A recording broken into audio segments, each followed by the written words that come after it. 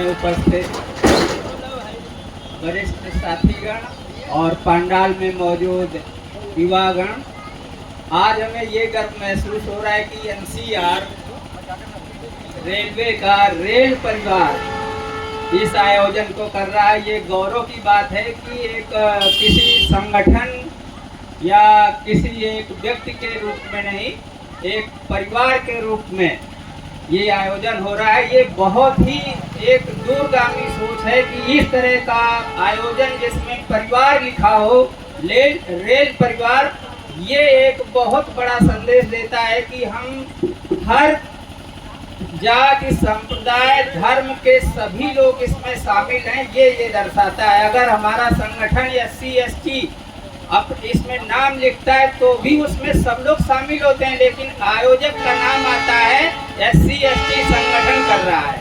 तो ये गौरव की बात है कि आज NCR रेलवे का रेल परिवार इस प्रोग्राम को कर रहा है। हमें कानपुर की इस सोच को बहुत बहुत सलाम है। तो दोस्तों, हम प्रश्नात्मक शैली से बात करेंगे, बाबा साहब को नमन करते हुए, भगवान बुद्ध को नमन करते हुए। दोस्तों, भगवान बुद्ध को पैदा हुए 2587 वर्ष हो गए, बाबा साहब को पैदा हुए 134 वर्ष हो गए। भगवान बुद्ध जीवित रहते हैं 80 साल, बाबा साहब जीवित रहते हैं 65 साल। भगवान बुद्ध 35 साल की उम्र में ज्ञान प्राप्त करते हैं और 45 साल तक अपने ज्ञान को इस जम्बू द्वीप में, बाबा साहब का एक बड़ा नाम क्या है? कलम का बादशाह। इसका मतलब बाबा साहब ने जब से कलम पकड़ी और अंतिम क्षण जिस दिन परिनिर्वाण हो रहा है, उस दिन जो कलम बंद हुई, वो कलम बंद होती है तीसरे संविधान पर। साहब का परिनिर्वाण होता है, उस दिन उनके हाथ में जो कलम थी, उस समय जो एक संविधान लिख रहे थे और वो पूरा हो रहा था, वो था बुद्धा एंड हिज धम्मा। बाबा साहब को कलम का बादशाह इसीलिए कहा गया, जब से पढ़ने के समय से कलम उठाई वो बराबर लिखते रहे। तो बाबा साहब का पूरा कार्यकाल, लेखनी का, स्पीचेज का कार्यकाल है 55 वर्ष का। अब 55 वर्ष की लेखनी को जो राइटिंग और स्पीचेज में संग्रहित किया गया है, उसके 40 वॉल्यूम्स हैं। तो बाबा साहब ने अगर 55 साल लिखा है, तो क्या हम लोग अपने जीवन काल में उस साहित्य को, उस दर्शन को हम लोग पढ़ सकते हैं?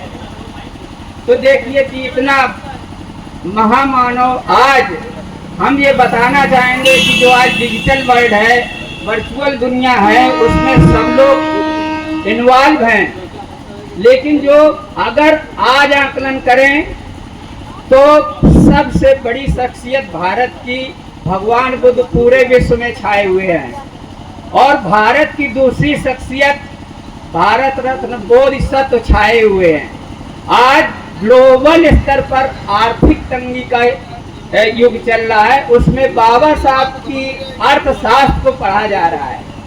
उसकी बेस पुस्तक है, रिसर्च बुक है, जो problem of rupee and in India, its origin and it's solution. हमारे महापुरुषों ने कोई एक समस्या खड़ी नहीं कर दी, समस्या बताई और उसका इलाज भी साथ में दिया। वही भगवान बुद्ध ने कहा कि दुख है, उसका कारण है, उसका निवारण है, निवारण के उपाय हैं। तो हमारे किसी भी महामानव ने, चाहे संत कबीर रहे हों, संत शिरोमणि रविदास जी रहे हों, और के बाबा साहब को उतनी तरह से पढ़ा जा रहा है। जो आज विद्वान वो सब फेल हैं जो बाबा साहब के समय 5 विद्वान आगे थे दुनिया के, आज उनका दर्शन मिट चुका है, धराशायी कर दिया गया। लेकिन बाबा साहब का दर्शन जो है वो आधारित किस पर है? शिक्षा, समता, स्वतंत्रता, न्याय और बंधुत्व। बाबा साहब का केंद्र बिंदु जो कार्यों का, सोचने का और जो लेखन शैली में दिया है, वो केंद्र बिंदु है नंबर 1 शिक्षा, नंबर 2 समता, नंबर 3 स्वतंत्रता और न्याय।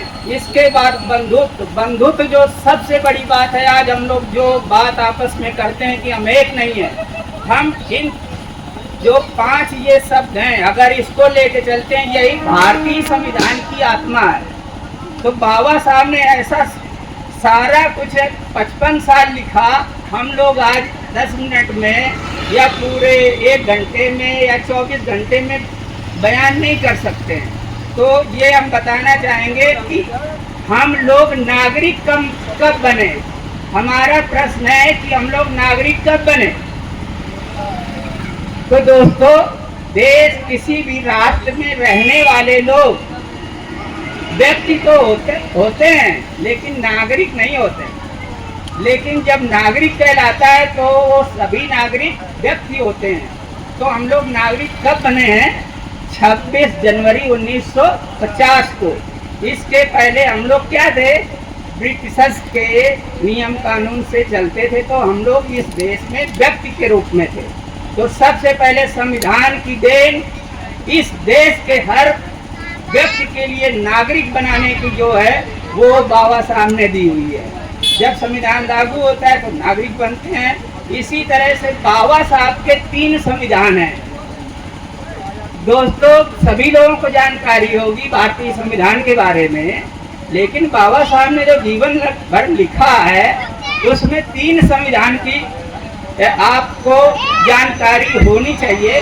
पहला संविधान है इंडियन कॉन्स्टिट्यूशन, दूसरा संविधान है हिंदू कोड बिल, जिन्होंने देश की आधी आबादी को पूरे अधिकार दिलाए हिंदू कोड बिल से, और तीसरा संविधान है जो हमें शील, अनुशासन और धर्म की शिक्षा देता है। वो संविधान का नाम है बुद्ध एंड हिज धम्मा। अगर कोई भी धर्म शास्त्र आप न पढ़ें, बाबा साहब की ये पुस्तक, ये संविधान पढ़ लें, बुद्ध एंड हिज धम्मा, तो आपको ऐसा ज्ञान हो जाएगा कि आप दर्शन के बारे में जान जाएंगे। भारत में कितने दर्शन हैं, कौन सा दर्शन श्रेष्ठ है, बाबा साहब ने सब स्पष्ट किया हुआ है। तो दोस्तों, हमें ज़रूरत है कि हम 40 वॉल्यूम जो हिंदी में प्रकाशित हो चुके हैं वो आपको डिजिटल फॉर्म में PDF में अवेलेबल हैं। उनसे जरा सा आप सर्च करिए, अपने जो रुचि है आपकी वो पॉइंट खोजिए। और जो बाबा साहब को पहले कभी कहा जाता था कि एक वर्ग के मसीहा हैं, लेकिन आज वो राष्ट्र नायक हैं हमारे और इस भारत के निर्माता कहे जाते हैं। तो उसको अगर जानना है कि बाबा साहब ने ये कहा था, I am firstly and lastly Indian. Baba Sahab ने क्या कहा था कि I am firstly and lastly Indian. ये बड़ी बात है। तो 40 वॉल्यूम की हमने बात कर ली, लेकिन जो कॉन्स्टिट्यूशन बनाने के लिए जो पहले लगता था, जब लोग नहीं जानते थे, तो कॉन्स्टिट्यूएंट असेंबली डिबेट CAD के वॉल्यूम नेट पर PDF के रूप में फ्री डाउनलोड में पड़े हुए हैं।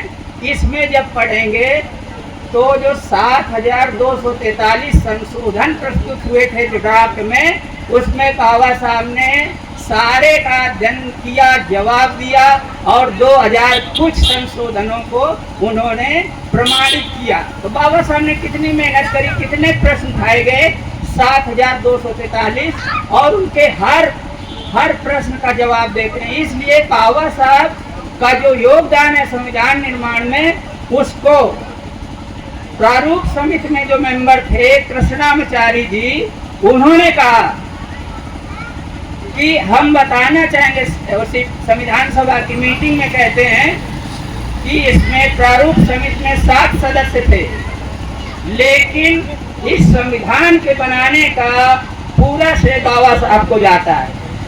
जो 6 सदस्य थे, कोई बीमार हो गया, 1-2 मर गए, कोई अपने राज्य काज में स्टेट में वो रहा, तो इसलिए बाबा साहब ही हमारे संविधान के निर्माता हैं। और जब राजेंद्र प्रसाद जी का नंबर आता है संविधान सभा में बाबा साहब पर बोलने का, डॉक्टर प्रथम राष्ट्रपति डॉक्टर राजेंद्र प्रसाद जी का नंबर आता है संविधान सभा में बोलने का बाबा साहब का, तो डॉक्टर राजेंद्र प्रसाद जी कहते हैं कि मैंने इस संविधान सभा में चाहे जितने अच्छे काम किए हैं, लेकिन मैंने एक अच्छा काम किया है, मैंने डॉक्टर अंबेडकर को प्रारूप समिति का अच्छा अध्यक्ष बनाकर ये काम किया है कि संविधान चलाने के लिए एक स्किल्ड पायलट की जो जरूरत थी वो बाबा साहब हमें मिले।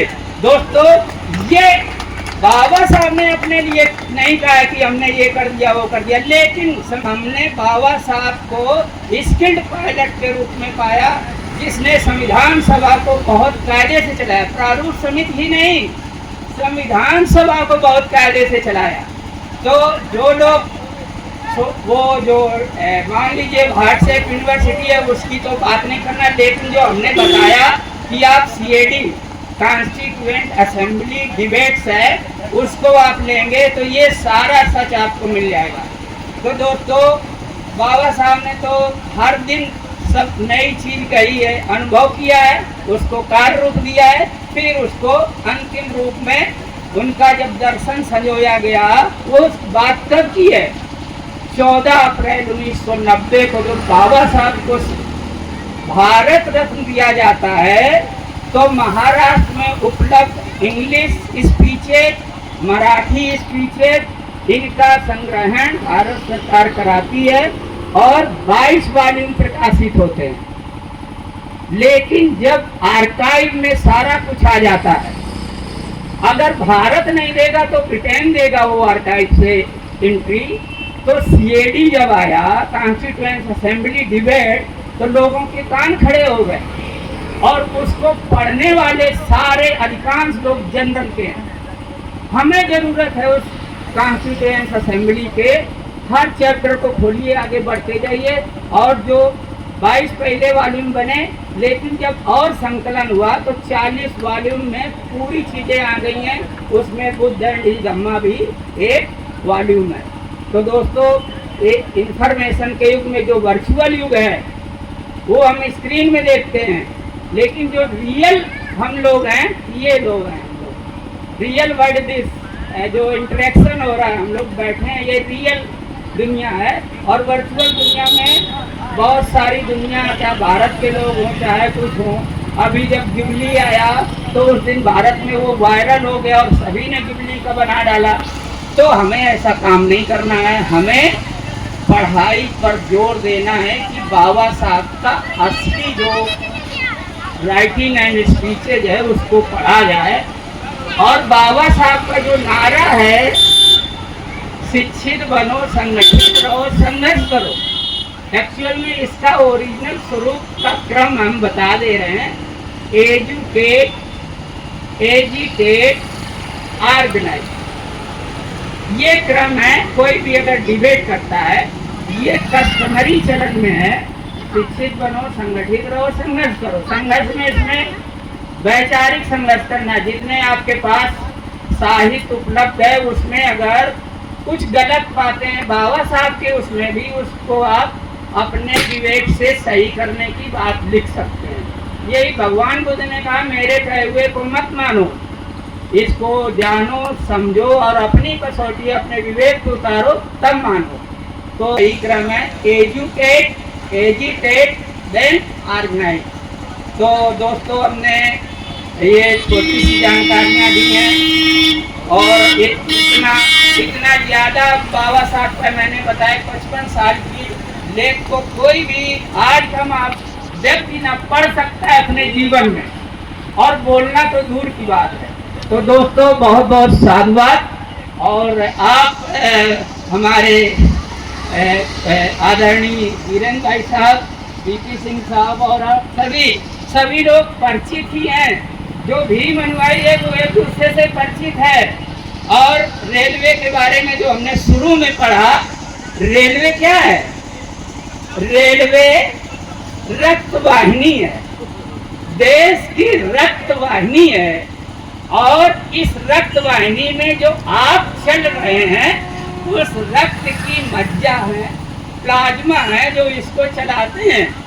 तो दोस्तों, रेलवे कितना इम्पोर्टेंट है देश के लिए, और आपका योगदान सबसे ज्यादा महत्वपूर्ण है कि आप अगर फेल होते हैं तो रेलवे फेल होता है। तो दोस्तों, इसी के साथ जय भीम, नमो बुद्धाय, जय भारत, जय संविधान।